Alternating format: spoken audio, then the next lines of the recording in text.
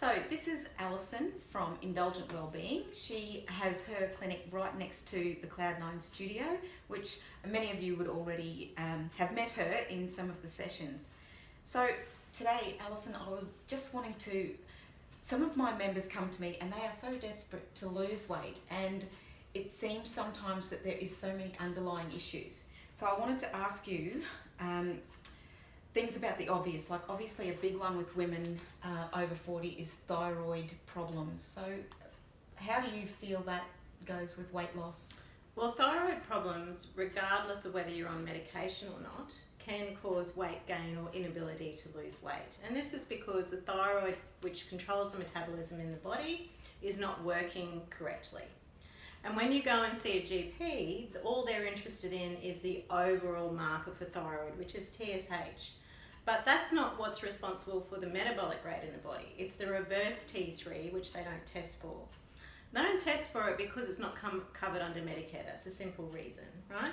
But it's, if you are on thyroid medication and you're not losing weight, it's one of the first things we need to test. And it can be treated. So if you do have an underfunctioning thyroid, and you're holding weight, you're doing everything, you're eating well, I would strongly recommend that you test that because it's fixable and you'll start feeling good about yourself again and the weight will come off. Okay, and that's something that you can order blood tests to get done? Absolutely. Yeah, excellent. Yeah. Okay. So not just thyroid medications, what about other medications? Does anything else block you from losing weight? Well, there's so many people that are on a myriad of medications, and you know, it's not necessarily that one medication either. It could be the combination of all of them that are slowing down your metabolism. But if we look at them individually, one of the most common ones is prednisone, so a corticosteroid. So steroids cause weight gain or inability to lose weight, increased hunger. What else? Diabetic medication. Now, the one thing that you would think that would help you lose weight can actually do the opposite. I've got a client that was placed on diabetic medication that put on 20 kilos in 6 months. Wow. As a result of that. Now, that's easily fixed with dietary changes, and there's no need for that medication. Remembering that type 2 diabetes is a diet and lifestyle disease. Yes. Okay, the other things that can cause weight gain, what have I written down there? Heart medication, for example. So heart medication can cause weight and like inflammation and holding water and feeling really, really puffy. And the most common one is the oral contraceptive pill. Yes, I have had a lot of ladies so many, and they're doing it often because they're desperate, like their pain of their periods is so bad, or their menopausal symptoms are so bad. But really, it can just be that your hormones are out of balance. For example, if you've got high estrogen, estrogen dominant conditions such as endometriosis, polycystic ovarian syndrome, they can be treated just by clearing estrogen through the liver, and that will reduce the pain but also your weight. That's amazing, because a lot of young girls, and I've raised 3 daughters of my own and seen, they start the pill and there's a 5 kilo weight gain.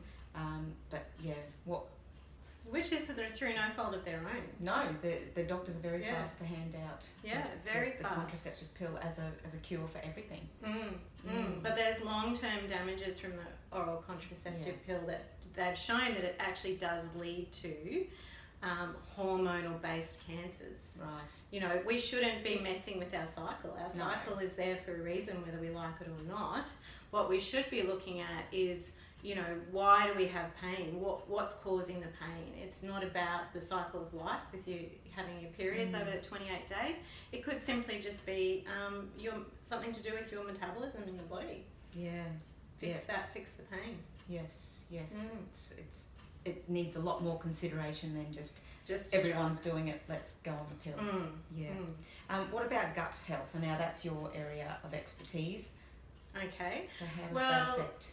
Gut health is everything. So the microbiome in your gut is about 1.5 to 2 kilos in weight, which is extreme when you think about how many of those microbials are actually going around in your gut. That's a lot to carry around. But these little guys do a lot of things. They're responsible for breaking down the nutrients in the body. They're also responsible for telling us what to eat. So there's the gut-brain connection. So if your microbiome is out of balance, you'll have sugar cravings. So sugar cravings aren't just sugar, by the way. Sugar craving doesn't mean sweet things necessarily. Sugar cravings are also things that break down to sugar in the body. So your bread, your rice, your pasta. Exactly, carbohydrates. You know, so you find that you're craving these things, and it's almost like an addiction. It's like, I have to have it. Well, that's the microbiome in your gut actually telling you, I want you to eat that. Yeah. So if you rebalance the microbiome, then you will start looking forward to the foods that you know, the good bacteria want to eat.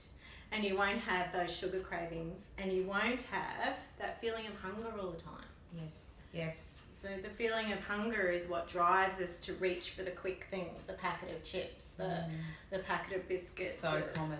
Rice. So common in the workplace, the 3 p.m. Yeah. And then the workplace is full of, you know, tins of biscuits and Arnott's biscuits. carbohydrates. So, you know, a lot of people, I feel for them, they're just really fighting an uphill battle when that's all that's on offer and they need some food. Yeah. So, yeah, and it's easy, isn't it? It's easy. You don't have to prepare anything, you just open a packet and off you go. It's done. You feel satisfied. The other thing that I just want to say about that also is when you're eating those sort of foods, and you hear people talk about this all the time. Oh, I went to McDonald's and I had a Big Mac and I had a fries and I had a chocolate shake or whatever it was, one of the Big Mac meals, and then an hour later I'm hungry. Because of the sugar content. Yeah, so, well, not only, it's two things. It's actually the sugar content, so you've got the spike in glucose, and your body has to actually take the glucose out of the blood and use it, either use it straight away or store it as fat. Yes. Okay? So you've got that. But also, there's no nutrient content in that food. Very little. Alright? So the less nutrient content, the hungrier you are, because your body's actually hungry for nutrients. You haven't fed it nutrients, so it's going, well, you need to keep feeding me because I still don't have my zinc, I don't have my magnesium, I don't have my, you know, whatever it is. So that's why it's hungry. Yeah. So if you eat a nutrient-dense meal, that will also mitigate the hunger. And Yes, I certainly understand that, and I'm living proof that you can cut those cravings completely. Yeah. Another huge one that I see, people overwork. They're stressed to the limit these days. They've got family and full-time jobs, and they're trying to do some little thing for themselves like exercise and eat right, but there's just no time. And the stress, how would you suggest we cut out the stress? Well, that's a very individual thing, and that's not an easy one to fix.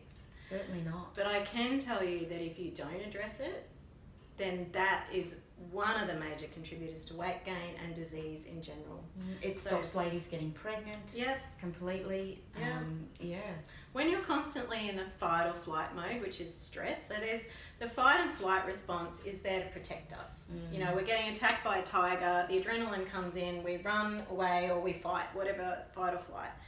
Problem is in our society that adrenaline is constantly, so it's chronic low grade adrenaline, which means that our body is always looking for and processing sugar. Okay, so we're looking for that fast fuel, which means that we're never ever going to lose weight in that state. No, it's impossible. It's absolutely impossible to lose weight. You also don't digest your food properly, because when you're in a state of high stress, you don't release the enzymes that are required to break down your food. So it's like this cycle that just goes round, like being on a mouse on a treadmill, and you just can't get off. So you can't answer that question because coping with stress is different for everyone. But the first step is recognizing that it's an issue. Yes. And then working out how you can change your life. Yeah, I love talking to people about this because we just address every issue at every stage, and this is where I work with people one-on-one. The other thing that I'm an advocate for is, you know, the right type of exercise.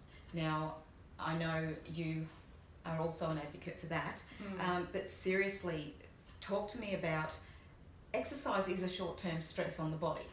So we have to choose the right type of exercise. If you seriously want to lose weight, you know, after a certain age, it's not beneficial for you to do really crazy, hardcore cardio exercise. That not is unless not you've going been to doing help. it your whole life and your body's used to it. Yes. Yeah, so to go from being... Most of the people we see aren't. Are not used to no, it, exactly. No, they're coming back so, in. you know, we're talking about the average person that if you've run marathons your whole life, your bodies, your joints, your muscles are all used to doing that, right?